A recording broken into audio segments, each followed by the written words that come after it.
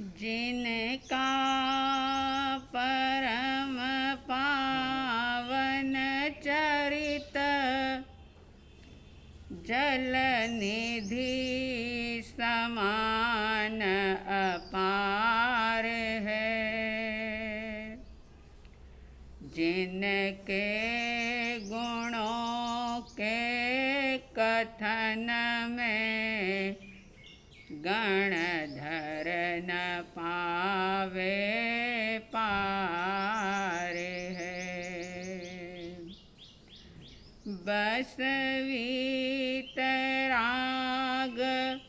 विज्ञान ही जिनके कथन का सार है। उन सर्वदर्शी सन्मति को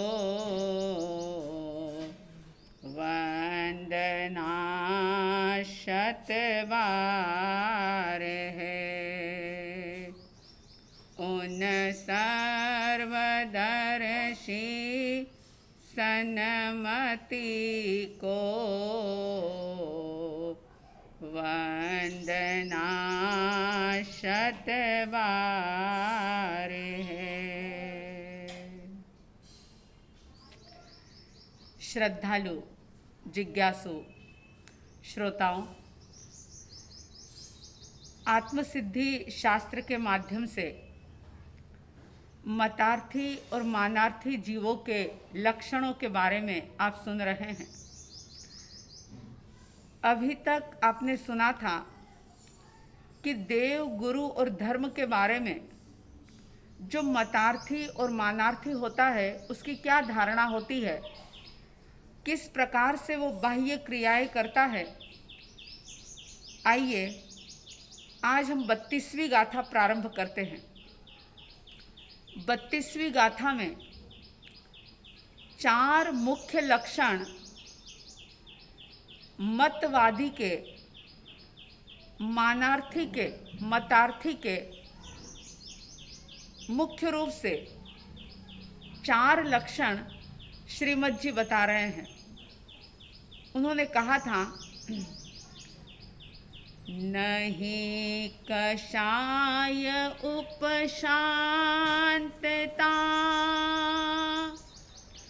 नहीं अंतर वैराग्य, सरलपणो न मध्यस्थता, एह मतार्थी दुर्भाग्य। श्रीमद् जी ने कहा कि वो व्यक्ति दुर्भागी होता है जो मतार्थी होता है। सामान्य रूप से संसारी लोग भौतिक वस्तुओं की अगर चाहत रखे, कुछ पाने की आकांक्षा रखे, कुछ पाने के लिए लालायित हो, पुरुषार्थ करे, और वो वस्तु, वो उपलब्धि अगर उन्हें प्राप्त ना हो तो बड़ी जल्दी व्यक्ति ये कह देता है कि मैं कैसा बदनसीब हूँ, मैं कैसा दुर्भागी हूँ कि मुझे ये चीज़ प्राप्त नहीं हुई। लेकिन श्रीमद् जी कह रहे हैं कि ये जो 4 लक्षण जिसमें होता है वह मतार्थी बदनसीब होता है, दुर्भागी होता है। 4 लक्षणों में सबसे पहला लक्षण बताया, नहीं कषाय उपशांतता। 4 कषाय जिसके अंदर उपशांत नहीं हुए हैं। अभी क्षय करने की बात नहीं कही। जब जब भी कषायों के निमित्त प्राप्त हुए, मतार्थी जीव उन निमित्तों के बहाव में बह करके कषाय कर बैठा, क्योंकि मोह कर्म का तीव्रतम उदय है। लेकिन ज्ञानी वो होता है जो उस तीव्रता के उदय के काल में भी अपने आप को जागृत रखते हुए कषाय का निमित्त मिलने के बावजूद भी उपशांत रहता है, शांति रखता है, अपने उस कषायों को उपशांत करने का, उनको शांत करने का प्रयास करता है। लेकिन जिसके कषाय उपशांत नहीं है वह व्यक्ति मतार्थी होगा। अवलोकन करें अपना कि कषाय करने के कई प्रकार के निमित्त हमारे सामने उपस्थित होते हैं, लेकिन हमारी अपनी अजागृति, हमारा अपना अज्ञान व्यक्ति, वस्तु और परिस्थिति को दोष देता है और ये कहता है कि इस व्यक्ति ने मुझे कषाय करने के लिए मजबूर कर दिया, मैं करता नहीं या मैं कषाय करती नहीं, लेकिन इसके कारण से मुझे ये करना पड़ा। ऐसी बात अगर कोई कहता है तो ज्ञानी जन कह रहे हैं कि ये तो एक बचाव का माध्यम है, ये तो अपने आप को सुरक्षित करने का एक उपाय है, लेकिन वास्तविक अर्थों में तुम्हारे भीतर के कषाय शांत नहीं हुए हैं। ये जाना और समझा नहीं है कि कषाय मेरा स्वभाव नहीं है, कषाय करना ये मेरी आत्मा का स्वभाव नहीं है, ये विभाव है। चाहे निमित्त कैसे भी मिले और उन निमित्तों को जान करके, समझ करके, उस समय में जागृत रह करके मुझे अपने कषायों को देखना है, जानना है और प्रयास पूर्वक उनको उपशांत करना है, उनका शमन करना है। नहीं कषाय उपशांतता, जिसके अंदर कषायों की उपशांति नहीं, ये पहला लक्षण। और दूसरा बता दिया, नहीं अंतर वैराग्य। बाहर से तो वैराग्य है, बाहर से घर का, परिवार का, कुटुंब का, अन्य वस्तुओं का बाहर से त्याग किया है, लेकिन अंतर का वैराग्य नहीं है। अंतर का वैराग्य जब जागता है तो फिर बाहर का त्याग हो चाहे ना हो, वो कोई बहुत मायने नहीं रखता। मुख्य बात होती है अंतर के वैराग्य की, और अंतर का वैराग्य तभी समझना जब आसक्ति का भाव कुछ कम होता है। अगर आसक्ति का भाव दिन प्रतिदिन बढ़ता ही चला जा रहा है तो यूँ समझ लेना कि बाहर से वैराग्य ले लिया, लेकिन भीतर का वैराग्य अभी जागृत नहीं हुआ। जैसे कोई प्रवचन सुनकर के या कोई साधु साध्वी भगवंतों से प्रेरणा लेकर के किसी व्यक्ति ने कोई मिठाई का त्याग कर दिया।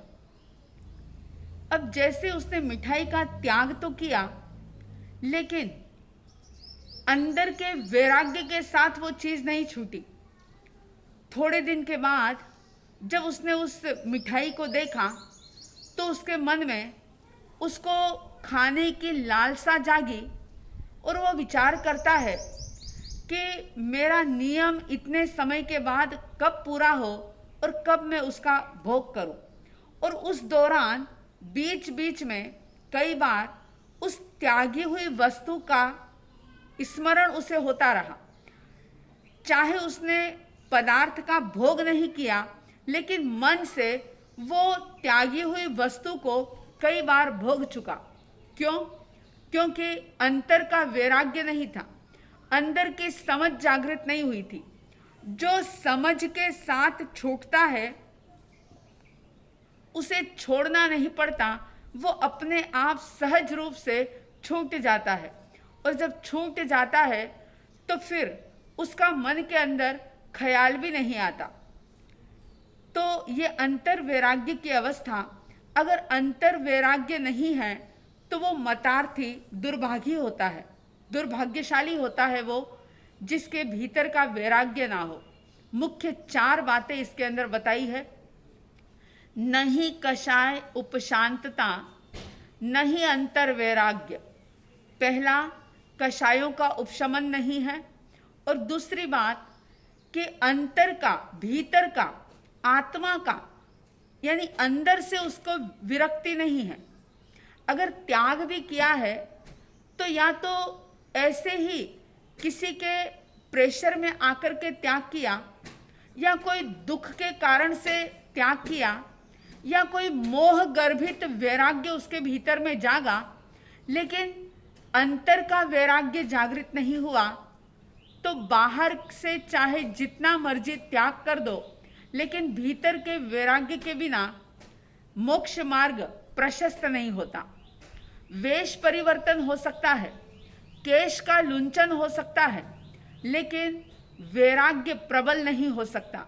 और जब भीतर का वैराग्य होता है तो फिर चाहे वेश का परिवर्तन हो या ना हो, केश का लुंचन हो या ना हो, चाहे फिर वो महलों में रहे, चाहे वो झोपड़ी में रहे, लेकिन अंदर का वैराग्य अगर पक्का है तो फिर वो व्यक्ति पग पग पर कर्मों की निर्जरा करता चला जाता है।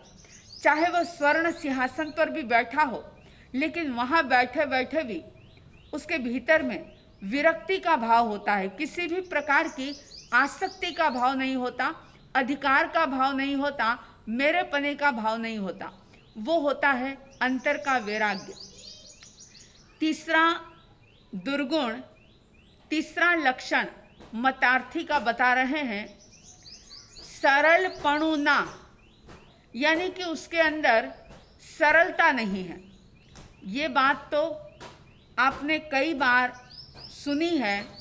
परमात्मा प्रभु महावीर स्वामी जी ने अपने अंतिम धर्म देशना के अंदर एक बात कही थी कि धम्मो शुद्धस्य चिट्ठई, धर्म शुद्ध हृदय के अंदर ही टिक सकता है। जैसे अगर कोई भी पदार्थ आपको किसी बर्तन में लेना हो तो वो बर्तन साफ सुथरा होना चाहिए। अगर वो बर्तन टूटा है, फूटा है या साफ सुथरा नहीं है, तो ऐसे बर्तन में अच्छा पदार्थ भी अगर डाल दिया जाए तो उसके अंदर ज़्यादा समय तक टिकेगा नहीं। अगर बर्तन का पेंदा टूटा है या उसके अंदर छेद है तो वो उसके अंदर से रिश्ता चला जाएगा, और अगर वो बर्तन खराब है, गंदा है, तो वो चीज़ जो भी आपने उसके अंदर डाली है वो खराब हो जाएगी। ठीक इसी प्रकार से धर्म का बीज शुद्ध हृदय के अंदर ही निवास करता है, उसी के अंदर पल्लवित पुष्पित होता है जहाँ सरलता होती है। धार्मिक होने के लिए सरलता बहुत बड़ा गुण बताया है। और सरलता की कसौटी क्या, कैसे समझे कि हमारे अंदर में सरलता, सहजता जागी है या नहीं, हम सरल बने हैं या नहीं बने। तो परमात्मा एक पैमाना देते हैं कि खुद ही अपना टेस्ट कर लो, खुद ही अपना चेकअप कर लो कि तुम सरल हो या तुम कठोर हो, क्या हो तुम, देख लो।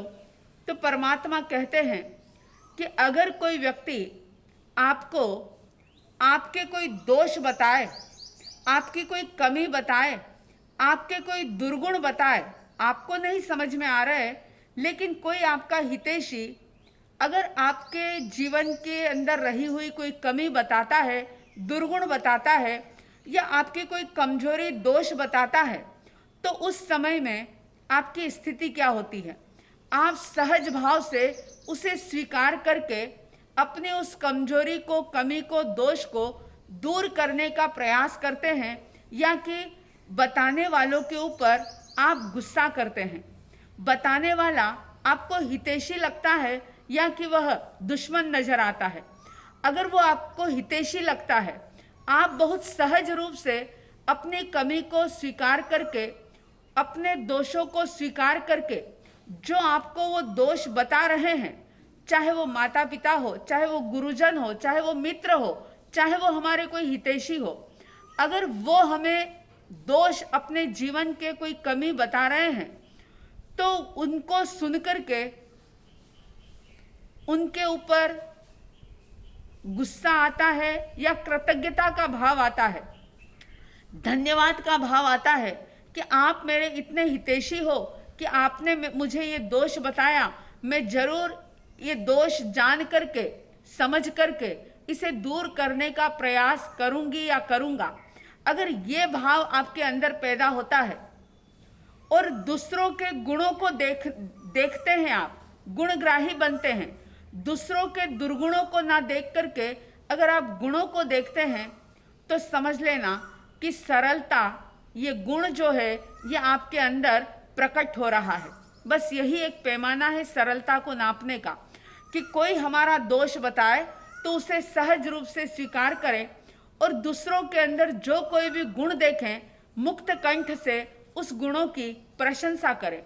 अगर ऐसा हम कर पाते हैं तो परमात्मा कहते हैं कि तुम सरल बन रहे हो, सरलता का गुण तुम्हारे अंदर आ रहा है और ऐसे सरलता के गुण के साथ अगर धर्म का बीज तुम्हारे अंदर डाला जाएगा तो वो बीज निश्चित रूप से फलेगा, फूलेगा, पल्लवित होगा, पुष्पित होगा और ऐसा धर्म का बीज जो कि हमें मोक्ष का फल देगा।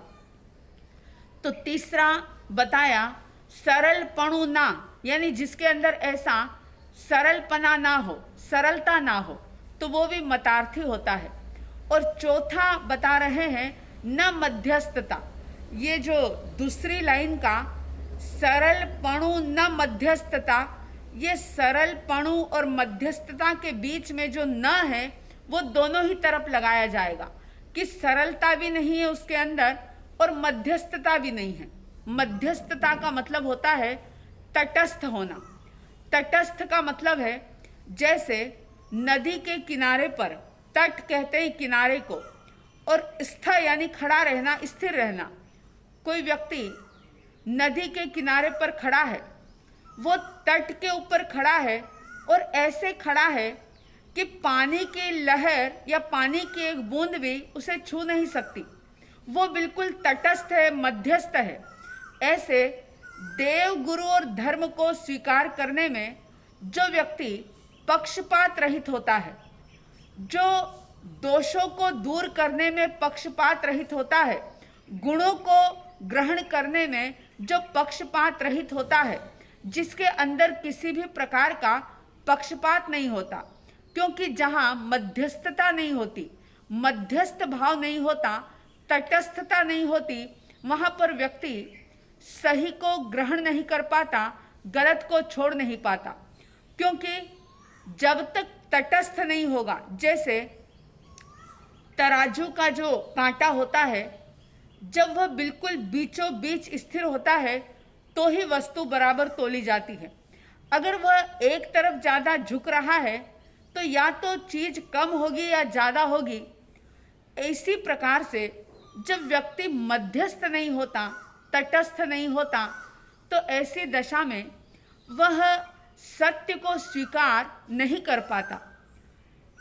तो मध्यस्थ होना ये साधक का बहुत बड़ा गुण बताया है।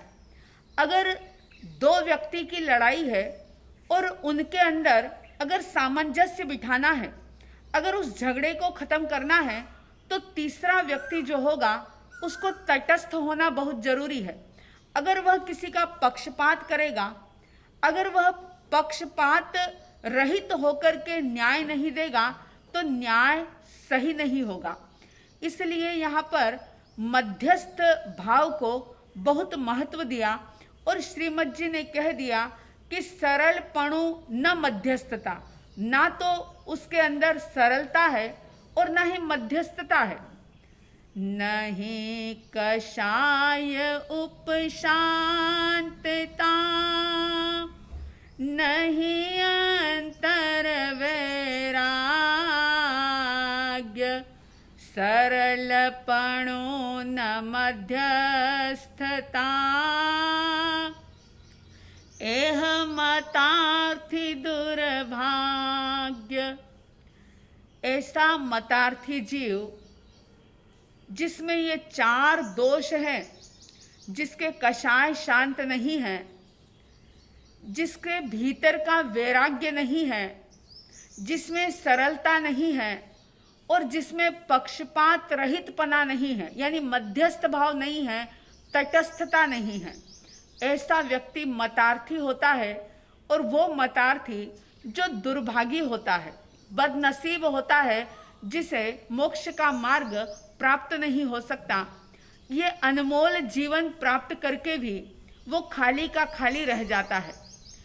तो इस बात को समझ करके, इन 4 चीज़ों को ध्यान में रखते हुए अपने अंदर का अवलोकन करें कि हमारे अंदर के कषाय शांत हुए या नहीं हुए, या हमने उनको उपशांत करने का पुरुषार्थ किया है या नहीं किया, हमारे अंदर भीतर का वैराग्य है या नहीं, सरलता है या नहीं और मध्यस्थता है या नहीं। इसको अपने अंदर में अवलोकन करें, निरीक्षण करें अपना। और अगर ये चीज़ें नहीं है हमारे अंदर तो इनको लाने की कोशिश करें, इनको प्रकट करने का पुरुषार्थ करें, तभी हम तत्व की बात समझ पाएंगे। और ये बात मैंने बहुत बार दोहराई है कि जब तक तत्व की बात नहीं समझेंगे तब तक मोक्ष का मार्ग प्राप्त नहीं होगा। और जब तक अपने मत को नहीं छोड़ेंगे, अपने आग्रह को नहीं छोड़ेंगे, तब तक तत्व की बात समझ में नहीं आएगी। तो इस तरह से इस 32वीं गाथा के अंदर मतार्थी को दुर्भागी कहा और ये 4 मुख्य लक्षण उसके बता दिए हैं। आप में, हम में, सब में मतार्थीपना दूर हो, हम परमात्मा की वाणी पर दृढ़ श्रद्धा और आस्था कर सकें, ऐसी हार्दिक शुभ मंगल भावनाओं के साथ जय प्रभु महावीर, जय गुरु आनंद।